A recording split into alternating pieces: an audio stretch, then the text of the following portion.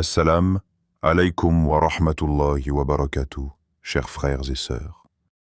Aujourd'hui, nous allons plonger ensemble dans un sujet dont beaucoup parlent à voix basse, un sujet qui suscite des peurs, des interrogations, mais aussi parfois du déni.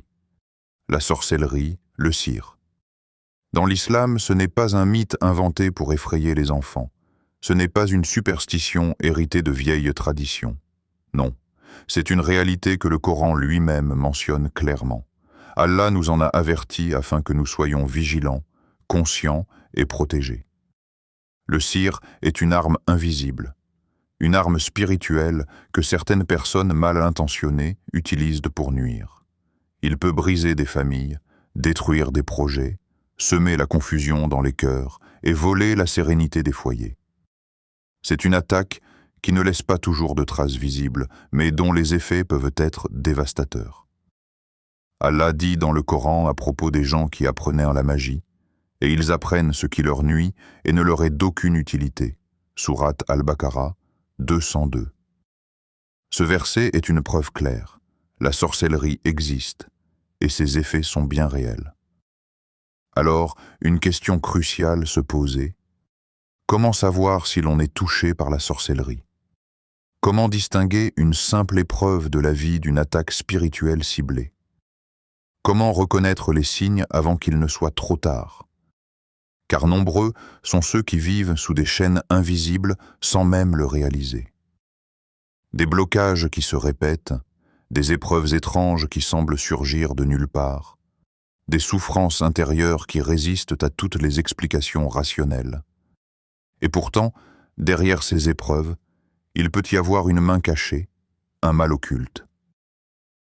Chers frères et sœurs, cette vidéo est là pour vous aider à ouvrir les yeux, à reconnaître les indices laissés par ce mal, et surtout à vous rappeler que la vraie délivrance ne vient que d'Allah, Al-Shafi, celui qui guérit. Avant d'entrer dans le vif du sujet, je vous invite à poser un geste de soutien et de foi. Abonnez-vous à la chaîne Lumière de la Sunna pour ne manquer aucun rappel. Écrivez un mot ou une phrase en commentaire en rapport avec ce sujet. Peut-être « Je cherche protection auprès d'Allah » ou une invocation qui résonne dans votre cœur. Partagez cette vidéo avec vos proches.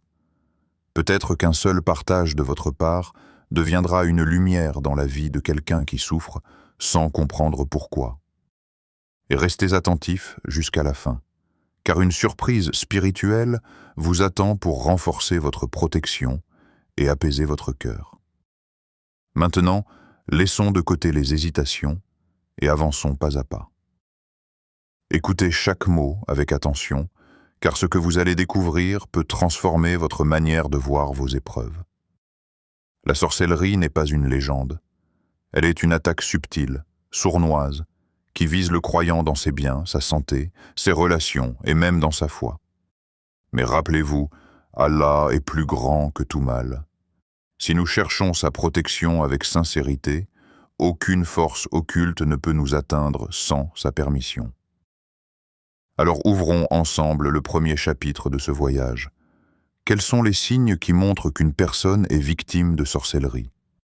Quels symptômes spirituels doivent nous alerter? Et comment les comprendre à la lumière du Coran et de la Sunna? Restons concentrés. Car dès maintenant, nous allons explorer ce que tant de cœurs ressentent en silence, mais que peu osent nommer à voix haute.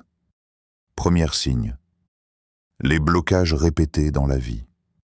Frères et sœurs, imaginez ce scénario. Vous travaillez dur, vous planifiez avec sérieux, vous priez Allah de bénir vos projets. Tout semble bien parti. Les opportunités arrivent, les portes s'ouvrent. Vous commencez à croire que le succès est proche. Puis, soudain, tout s'effondre.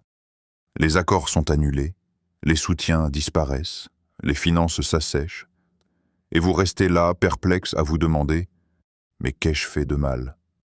Ce sentiment d'avancer, mais d'être brutalement stoppé à chaque fois, est l'un des signes les plus fréquents du sihir at-tatil, la sorcellerie du blocage.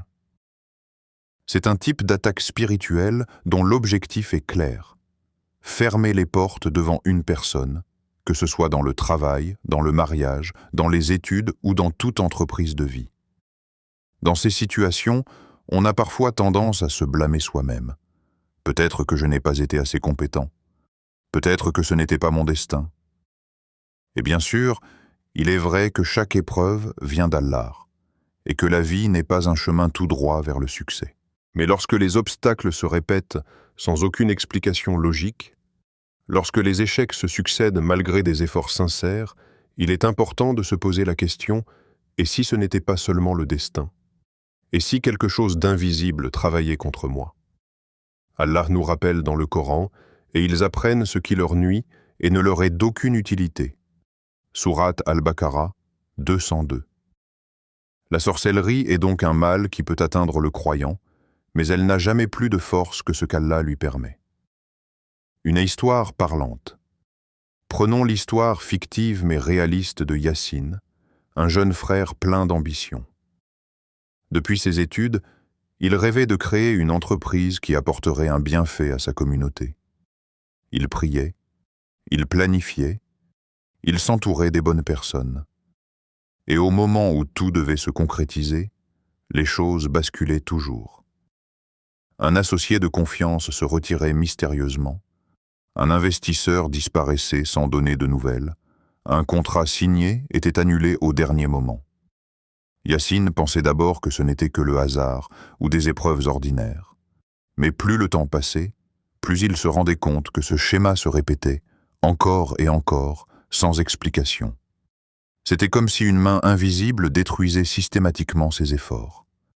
C'est alors qu'un imam de confiance lui rappela l'importance de la protection spirituelle. Yassine commença à réciter matin et soir les invocations enseignées par le prophète, à lire régulièrement Ayat al-Kursi et les 2 dernières sourates du Coran, Al-Falaq et An-Nas.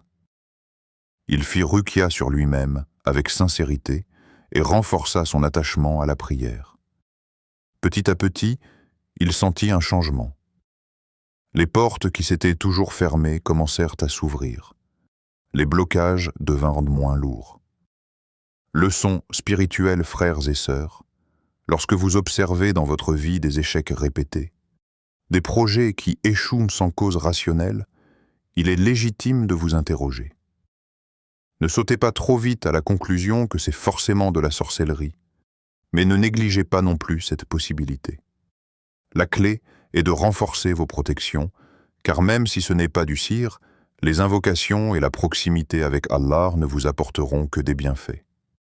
Le prophète a dit « Celui qui récite Ayat al-Kursi après chaque prière obligatoire, rien ne l'empêche d'entrer au paradis sauf la mort. » Rapporté par An-Nasai.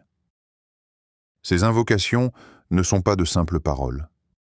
Elles sont un bouclier, une lumière, une protection qui repousse les ténèbres invisibles. Deuxième signe, des troubles de santé inexpliqués. Maintenant, imaginez une autre situation. Une personne en pleine forme, qui n'avait jamais de soucis de santé, commence soudainement à souffrir. Des migraines insupportables apparaissent, une fatigue écrasante l'empêche de se lever, le sommeil devient difficile, parfois impossible. Les médecins font des examens, multiplient les analyses, mais tout revient normal. « Vous êtes en bonne santé », disent-ils. Pourtant, la douleur est là, réelle, constante. C'est l'un des signes les plus troublants du sihir, des maladies ou symptômes physiques sans explication médicale. L'islam nous enseigne que certains maux invisibles peuvent se manifester à travers le corps. Ce n'est pas de la folie ni une imagination excessive. C'est une réalité que le Coran confirme. Allah dit « Nous faisons descendre du Coran ce qui est une guérison et une miséricorde pour les croyants. » Sourate Al-Isra 17, 82. Cela signifie que le Coran est une source de shifa, guérison, non seulement pour l'âme, mais aussi pour le corps, lorsque les causes matérielles semblent impuissantes. Exemple concret. Prenons l'histoire de Leïla. C'était une sœur active, pleine de vie. Du jour au lendemain, elle se mit à souffrir de vertiges, de douleurs dans le dos et de nuits blanches. Les médecins lui prescrivirent des traitements, mais rien n'y faisait. Elle sombrait dans la fatigue et la tristesse, incapable de retrouver son énergie. Un jour, une amie lui conseilla de consulter un imam spécialisé en ruqya. Lors de la lecture des versets coraniques, Leïla ressentit une lourdeur dans son corps, puis des pleurs incontrôlables. Peu à peu, au fil des séances, ses symptômes diminuèrent. Ce que la médecine n'avait pas pu expliquer, le Coran l'avait guéri par la permission d'Allah. Réflexion profonde. Frères et sœurs, il est important de comprendre que toutes les maladies ne sont pas dues à la sorcellerie. Mais lorsque les symptômes persistent sans aucune explication médicale, il est sage de considérer la dimension spirituelle. L'ennemi cherche parfois à affaiblir le corps pour atteindre l'âme, mais le croyant n'est jamais sans armes. Le prophète nous a enseigné des invocations de protection, des sourates spécifiques à réciter, comme Al-Falaq, An-Nas et Ayat al-Kursi. La ruqya est une guérison reconnue dans la sunna, qui consiste à réciter sur soi-même ou sur un malade des versets de protection, avec sincérité et conviction. Lorsque vous souffrez sans cause apparente, ne perdez pas espoir. Tournez-vous vers Allah, demandez-lui de vous libérer, et souvenez-vous que toute douleur est aussi une purification des péchés. Mais ne restez pas passif. Cherchez la guérison dans le Coran, dans les invocations, et dans la proximité avec votre Seigneur. Troisième signe. Des relations qui se brisent soudainement. Les relations humaines sont comme des jardins. Elles demandent de la patience, de l'entretien, de l'amour et des sacrifices pour grandir et s'épanouir. Mais parfois, ce jardin semble brûler du jour au lendemain, sans que personne n'ait allumé le feu. Un couple qui riait ensemble hier devient aujourd'hui deux étrangers sous le même toit. Une famille unie se déchire sans explication. Des amitiés solides, construites depuis des années, se brisent en quelques instants à cause de conflits futiles. Ces ruptures brutales, ces tensions qui apparaissent sans raison valable, peuvent parfois être liées au sir at-tafriq, la sorcellerie de séparation. Un drame soudain. Imaginez Samiha et Ahmed. Leur mariage reposait sur l'amour, la confiance et la complicité. Les voisins disaient d'eux, « Voilà un couple béni par Allah. » Mais un matin, tout bascula. « Pourquoi tu m'as parlé comme ça hier ?» demanda Ahmed avec irritation. « Moi ? Mais je n'ai rien dit de mal, » répondit Samiha, déconcertée. De simples mots, insignifiants en apparence, devenaient des étincelles qui déclenchaient des incendies. Les repas autrefois partagés dans la joie se transformaient en silence lourd. Les gestes d'affection disparaissaient, remplacés par des reproches, des critiques et des regards froids. Les proches ne comprenaient pas. Aucun problème financier, aucune infidélité, aucune cause rationnelle.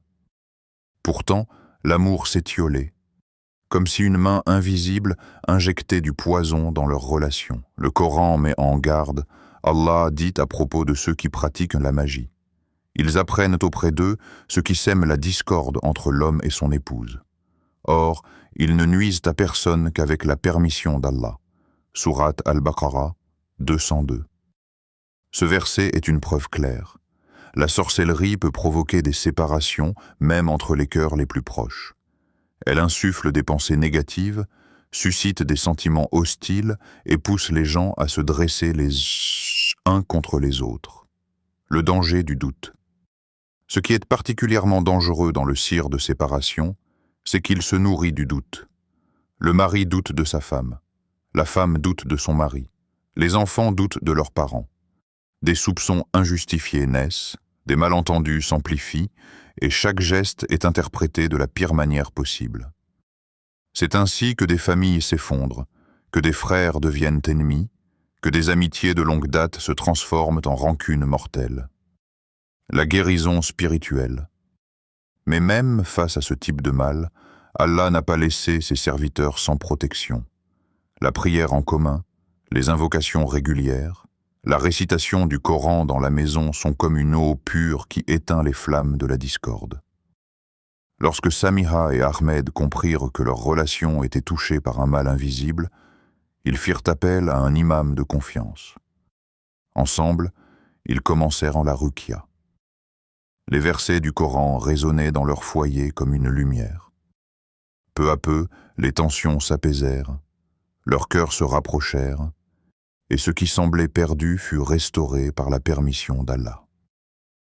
Quatrième signe.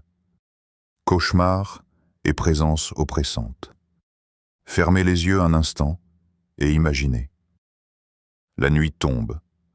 La maison est silencieuse. Vous vous glissez sous vos couvertures, pensant trouver repos et sérénité.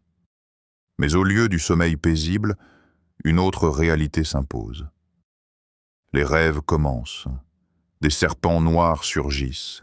Des chiens hurlent. Des ombres sombres s'approchent. Vous courez, vous tombez, vous suffoquez. Votre corps veut se réveiller, mais il est comme paralysé. Vos yeux s'ouvrent à moitié, et pourtant vous sentez encore cette lourdeur, ce poids sur votre poitrine. Comme si une présence invisible vous écrasait. Ce n'est pas un simple cauchemar. C'est un signe. Un signe que des forces invisibles tentent de troubler votre esprit et de voler votre paix nocturne, l'attaque nocturne. Le prophète nous a appris que le sommeil est une petite mort. C'est un moment où l'âme voyage, où l'esprit est vulnérable. C'est précisément à ce moment que l'ennemi, Shaitan et ceux qui recourent au sir, cherchent à effrayer le croyant. Rachid, un jeune homme pieux, vivait ce tourment chaque nuit. À peine fermait-il les yeux que les cauchemars commençaient. Des silhouettes menaçantes l'entouraient, il sentait une main invisible l'étrangler, son souffle se bloquait, et il se réveillait trempé de sueur, incapable de trouver repos. Ces nuits répétées finirent par l'épuiser physiquement et mentalement. Sa foi même fut ébranlée. « Pourquoi cela m'arrive-t-il » se demandait-il, une promesse divine. Mais Allah nous rassure. Certes, ceux qui ont cru et se sont confiés à leur Seigneur, le diable n'a aucune emprise sur eux. Sourate An-Nahl 16, 99. C'est une promesse claire. Celui qui place sa confiance en Allah est protégé. Les cauchemars ne sont que des attaques faibles, destinées à semer la peur, mais elles ne peuvent rien contre une foi ferme. La protection du croyant. Le prophète recommandait de réciter avant de dormir. Ayat al-Kursi, Sourate al-Baqarah, 255. Les sourates al-Falaq et An-Nas. Le tasbih et les invocations de protection. Celui qui s'endort après avoir invoqué son Seigneur dort sous une armure invisible, un bouclier lumineux qui repousse les attaques occultes. Rachid, en suivant ses conseils, commença à sentir un changement. Les nuits devinrent plus paisibles. Les cauchemars s'espacèrent, puis disparurent. À leur place, il retrouva des rêves apaisants, des signes d'Allah qui lui rappelaient sa miséricorde. Une leçon à retenir, ces cauchemars ne sont pas à prendre à la légère. Parfois, ils sont des avertissements, des rappels que quelque chose tente de vous nuire. Mais ils sont aussi une occasion de vous rapprocher d'Allah. Chaque fois que vous récitez avant de dormir, chaque fois que vous vous endormez avec le Coran sur les lèvres, vous bâtissez une forteresse autour de votre âme. Cinquième signe. Aversion pour la prière et le Coran.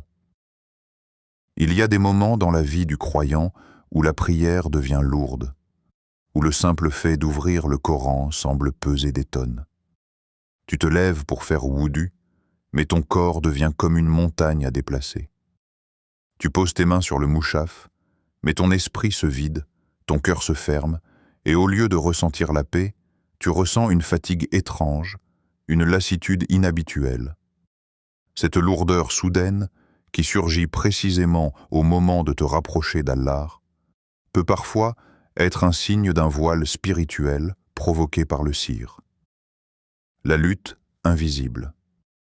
Ce phénomène n'est pas seulement une paresse ordinaire. Bien sûr, Il arrive à chaque être humain d'avoir des baisses de motivation. Mais ici, il s'agit de quelque chose de plus profond. Une barrière invisible, un mur qui se dresse entre toi et ton Seigneur. Allah dit, et nous avons placé des voiles sur leur cœur pour qu'ils ne comprennent pas, et une lourdeur dans leurs oreilles. Sourate Al-Isra, 17-46. Ce verset décrit parfaitement cet état, un voile qui recouvre le cœur, empêchant la lumière de pénétrer, une lourdeur qui bloque la compréhension et l'apaisement. Quand le cœur s'assombrit, imagine Fatima, une sœur pieuse qui avait toujours aimé la prière. Ces salahs étaient pour elle un moment de sérénité, de dialogue intime avec Allah. Mais un jour, tout changea. Chaque fois qu'elle se levait pour prier, ses membres s'alourdissaient. Chaque fois qu'elle ouvrait le Coran, des pensées étrangères surgissaient, l'empêchant de se concentrer. Elle se demandait « Qu'est-ce qui m'arrive ? Pourquoi je n'arrive plus à ressentir ce que je ressentais avant ?» Ce n'était pas un manque d'amour pour Allah, ni un abandon volontaire. C'était comme si une main invisible voulait l'éloigner du dhikr, de la lumière, pour l'enfermer dans l'oubli. L'arme du shaitan, le diable, sait que le croyant qui se nourrit du Coran et de la prière est invincible. Alors il cherche à placer des obstacles, à détourner l'attention, à susciter de la fatigue. Le sir, lorsqu'il vise ce domaine, devient une arme redoutable. Il empêche le croyant de s'abreuver à la source même de sa force. Mais souviens-toi, ces attaques ne sont pas invincibles. Elles ne sont que des épreuves, et Allah est plus grand que toute sorcellerie. La persévérance, clé de libération. Le prophète a dit « Le plus aimé des actes auprès d'Allah est celui qui est fait avec constance, même s'il est petit », rapporté par Al-Bukhari et Muslim. C'est un rappel puissant. Même si tu ressens cette lourdeur, même si ta prière te paraît sèche, continue. Même si tu ouvres le Coran et que tu ne comprends qu'un seul verset, persévère. Chaque effort est une lumière. Chaque lutte est une victoire contre l'ennemi invisible. La guérison par la ruqya est l'invocation sincère. La solution, frères et sœurs, est de combiner deux forces. 1. La ruqya, réciter sur soi-même les sourates protectrices, Al-Falaq, An-Nas, Ayat al-Kursi, avec conviction, demander à Allah de retirer le voile et répéter ces invocations régulièrement. 2. L'invocation sincère. Parler à Allah avec ton cœur, même si les mots sont simples, même si les larmes ne viennent pas. Allah entend, Allah répond. Souvent, la guérison ne vient pas d'un changement immédiat, mais d'une résistance silencieuse. Jour après jour, en refusant de céder, le voile se fissure, et la lumière revient. Un appel intérieur, si toi qui écoutes ces paroles, tu ressens parfois cette lourdeur quand tu veux prier, cette distraction étrange quand tu veux lire le Coran, sache que tu n'es pas seul. Beaucoup de croyants passent par cette lutte. Mais sache aussi que chaque prière accomplie malgré la lourdeur est plus précieuse qu'une prière faite dans la facilité. Car là, tu combats. Et Allah aime ceux qui combattent pour sa cause, même contre des ennemis invisibles. Frères et sœurs bien-aimés, la sorcellerie existe. Elle est mentionnée dans le Coran, elle a touché des peuples avant nous, et elle peut toucher les croyants d'aujourd'hui. Mais ne l'oubliez jamais, elle n'est qu'une épreuve, et toute épreuve vient avec une clé, une issue, une délivrance par la permission d'Allah. Ne laissez pas la peur vous paralyser. Ne laissez pas les blocages, les maladies inexpliquées, les disputes soudaines, les cauchemars ou les lourdeurs spirituelles vous voler votre confiance en Allah. Rappelez-vous toujours que Allah est le protecteur. Celui qui s'accroche à lui ne sera jamais abandonné. Multipliez les invocations de protection. Soyez assidus dans vos prières. Récitez régulièrement les sourates Al-Falaq et An-Nas, ainsi qu'Ayat al-Kursi. Et surtout, gardez dans vos cœurs cette certitude. Aucune force occulte, aucune sorcellerie, aucun shaitan ne peut nuire à un serviteur qu'Allah a décidé de protéger. Un dernier rappel du prophète, il a dit « Sache que si toute la communauté se réunissait pour te faire du bien, elle ne te ferait que le bien qu'Allah a écrit pour toi. Et si elle se réunissait pour te faire du mal, elle ne te ferait que le mal qu'Allah a écrit contre toi. Les plumes ont été levées et l'encre a séché. » Rapporté par At-Tirmidhi. Cette parole suffit à apaiser nos cœurs. Tout est sous le contrôle d'Allah. Mes chers frères et sœurs, si cette vidéo a touché votre cœur, si elle vous a éclairé sur ce sujet délicat, alors je vous invite à poser 3 gestes simples mais puissants. 1. Abonnez-vous à la chaîne Lumière de la Sunna pour rester connecté à des rappels qui nourrissent la foi et renforcent le cœur. 2. Commentez ci-dessous une invocation, une phrase qui vous inspire. Écrivez par exemple « Je cherche protection auprès d'Allah ». Ensemble, remplissons l'espace des commentaires de lumière et d'invocation. 3. Partagez cette vidéo avec vos proches. Peut-être que ce partage sera une cause de guérison, une cause de délivrance pour une personne qui souffre en silence. Et enfin, restez toujours avec nous jusqu'à la fin, car chaque rappel est une graine plantée dans vos cœurs. Une graine qui, avec la permission d'Allah, portera ses fruits dans cette vie et dans l'au-delà. Qu'Allah vous protège, vous libère de tout mal occulte et illumine vos vies de sa lumière infinie.